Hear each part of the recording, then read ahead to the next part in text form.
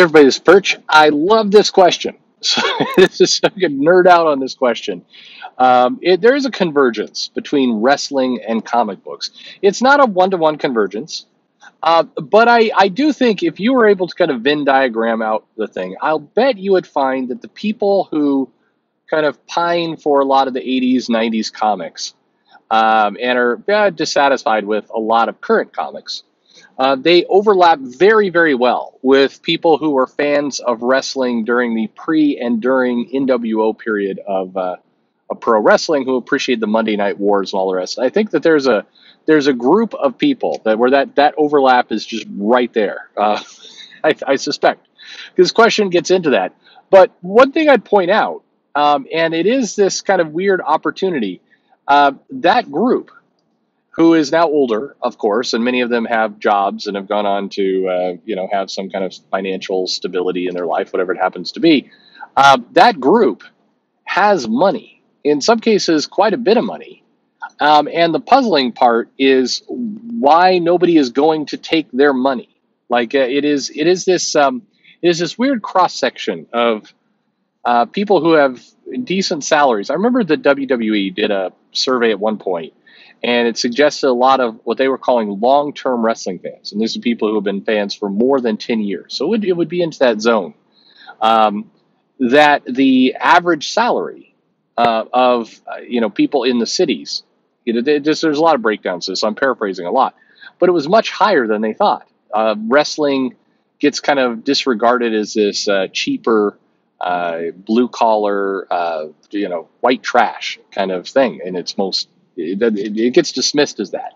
But what they discovered was that no, actually, there was a pretty decent contingent of wrestling fans who are making six figures a year, and are fans, and that they needed to cater to those people. Right when they were doing the WWE Network business, and well, that's a story for another time. I have some history with wrestling for sure, in a bunch of different fronts. But anyway, the question was, why is there this overlap, or what did you think about this overlap between wrestling fans who want to see certain matches or want to see certain people pushed? And the example that this person writes is the WWE had CM Punk, a wrestler that many people really liked, wanted to see pushed to the main event, and wanted to see have the title.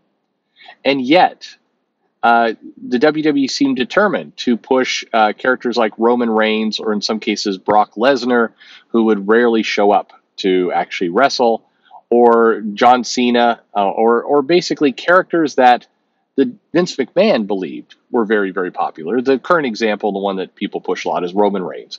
Why are they pushing Roman Reigns as a babyface when the fans really want somebody like CM Punk or somebody like Daniel Bryan? And yet, even though the crowd boos, the crowd chant, the crowd is very vocal and clear about who they want to see, and wrestling TV ratings are dropping, Vince McMahon is just determined to push the same old people, the same wrestlers who, we're not excited about. And that feels a lot like comics, where, Miss Marvel is getting another series, or Captain Marvel is being pushed aggressively. The Avengers continues to put out this stuff, and even though kind of we're seeing sales drop and a lot of very vocal people, the company is determined to kind of do what they want to do, even though it doesn't seem to be catching. What do I think about that overlap? Do I think it's the same thing? And the answer is, I think it's exactly the same thing in a lot of cases, and including the thinking of why people do it. It's actually one of the big reasons why I've done videos, and I definitely have disagreed with, various YouTubers at different times who believe there's a kind of master socialist plan behind it all. It's actually more ego. So let's take a look at wrestling for a moment. Vince McMahon is not pushing Roman Reigns because he is trying to encourage diversity in wrestling. I mean, if you know Vince McMahon, that's a very funny statement right there for a lot of reasons. But anyway, that's not why they're doing it.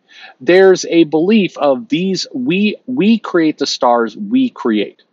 And people, there's been enough people who've been close to Vince. There's been enough interviews, enough material that you have a little bit more insight into the thinking that goes on within the halls of the WWE, whether it's Pat Patterson, who used to write matches, or it's Vince McMahon and his kind of inner cabal, what's going on with Paul Levesque, or see, there's an insider bit for you, or Stephanie McMahon.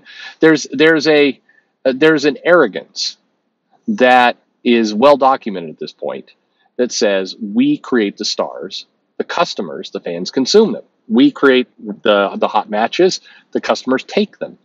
And if the customers are booing Roman Reigns, well, we just have to stick it out. There's a logic in wrestling that goes, if the customers, if the fans do not like what's currently going on, we want to tease them to build anticipation. Building anticipation is a big deal in wrestling. It's viewed as one of the key parts of selling a match or selling a card, that fans love the chase.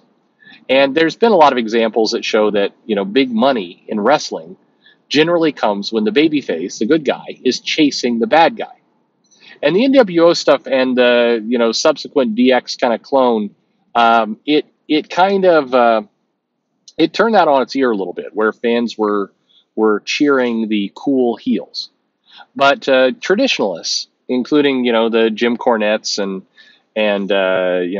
Briscoe and Bret Hart and those kinds of guys, they would frequently point out that was a short-term strategy and probably kind of a dumb one, because there's a tried and true model of give the title belt to the bad guy, give the title belt to the person who generates heat, and then have the babyface chase that person, get really close, and do something what they would call a dusty finish, where basically the good guy, the guy that the crowd is super excited, they're seeing the good guy finally get revenge on the bad guy, only for the bad guy's manager to hit the referee over the head with a chair or trip them or something, or even worse, like the true dusty finish, the referee actually counts the pin and gives the title belt to the good guy, but then some official runs out from the back and goes, "Oh no, hang on! The bad guy's foot was over the ropes, and so this match must continue." And so you sucker the fans into going, here's what you wanted. Nope, psych,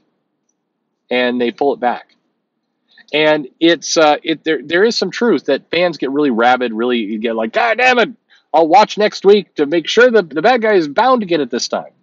And then you could just basically play this game as long as you can until eventually you start what they call heat, which is booing. The bad guy gets heat, which is a fancy way of saying the bad guy gets boos and engagement.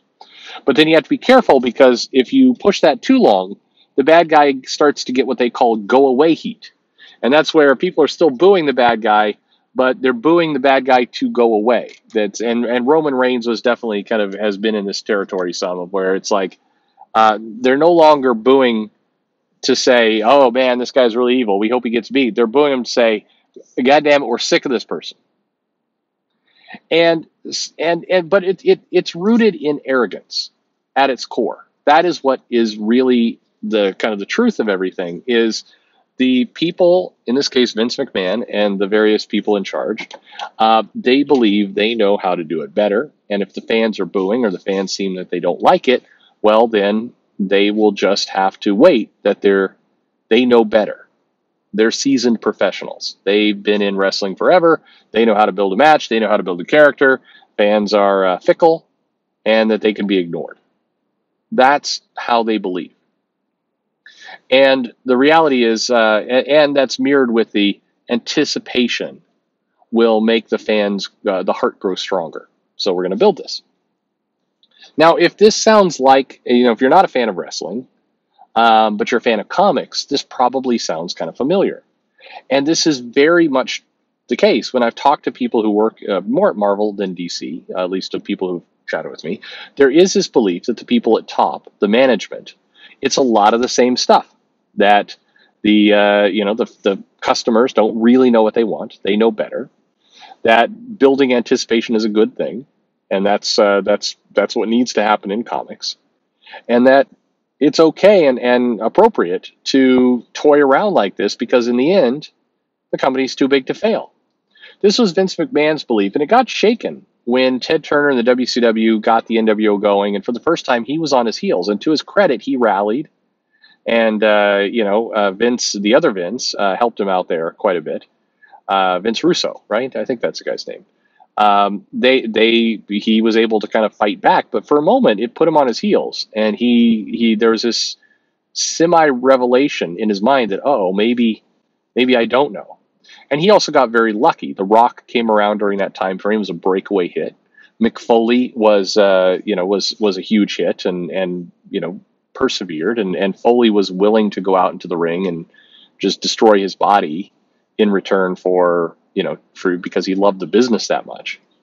And once again, if we look at comics at the parallel, we've seen that. We've seen people like I don't want to throw out any names, or I don't know. I can start pulling names out of my hat, but there have been comic artists and comic writers. This may not be the perfect fit, but somebody like a Donnycades came out and he pushed himself. He promoted his name and kind of his brand as being, I'm going to do things that comic fans are going to love. And that has worked. Part of the reason why Donnycades has been successful is he's tapped into that. I love comics and I'm going to make cool shit, and that's what I'm going to do. And I think it's worked for him. There's a lot of people who are jealous of Donnycades and say a lot of bad stuff behind his back. And I think part of it is because of that, because he does go out there and he's unashamed about saying, this is my brand, this is what I'm going to do. Now, you may not like his brand, but it's more pure, at least, what he's doing. I think the same thing could be said of Sean Murphy. I think he's had the same kind of thing. He comes out there, he clearly loves comics. Like, I'm putting out badass comics you're going to love to read. And that's it. And I think that's also, at times, people have been jealous of that. But by and large, a lot of this stuff is rooted in arrogance. It's rooted in this belief of, I know better than you. And, if you're booing me, well, you'll change your mind. So I think it's a great question, and I think it's absolutely a great parallel. And it's interesting to see it still play out. WWE's hurting right now. Their ratings are way down. And yet, yeah, I saw Vince, see if this isn't eerie. Vince did an interview where he talked about, the sports entertainment business is way up. And for all those people who are saying things were falling or flagging, clearly the numbers show otherwise. He neglected to mention that wrestling is on a bit of a rise down in Mexico. AWA is it AWA? What is the All Elite? The Jericho promotion. That's growing. Stuff's growing in Japan. The numbers for wrestling are up, but the numbers for the WWE are down. Again, another interesting parallel. Anyway, wonderful question. I love it. Thanks for letting me talk about wrestling for 10 minutes. I appreciate that. Everybody, what do you think? Good analogy? Let us know in the comments below.